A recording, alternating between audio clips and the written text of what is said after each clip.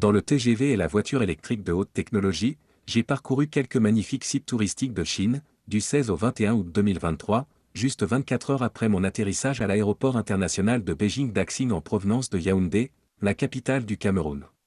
De Beijing, l'immense capitale historique, à Hangzhou, la ville détendue, En passant par Shanghai, la métropole scintillante, et Jiaxing, la cité côtière qui berce la culture Majiaban, j'ai passé des moments inoubliables en Chine, remplis des rencontres émouvantes et des découvertes de paysages impressionnants, et d'architecture contrastée et inouïe. En effet, l'opportunité de cette visite en Chine m'a permis d'avoir une idée nette, authentique à l'effet de faire un témoignage original, objectif, reflétant autant que possible la vraie Chine et le chaleureux peuple chinois. Il s'agit par exemple de ma rencontre avec une famille chinoise au jardin Yuyuan, Shanghai. Dans ce site touristique réputé, j'ai été particulièrement frappé par la courtoisie et le sourire commun d'une famille chinoise qui m'approcha d'abord pour se faire des photos et par la suite, s'est débrouillée en langue anglaise pour me parler de ce mythique et somptueux jardin, alors que je ne leur avais rien demandé. À ceci, j'ajoute obligatoirement ma visite à la cité interdite. C'est le lieu qui m'a permis de comprendre que le tourisme constitue l'un des moteurs de l'économie chinoise.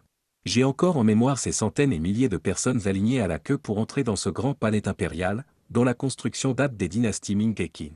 C'est le site touristique qu'on puisse mieux recommander aux visiteurs curieux de Beijing, Chine.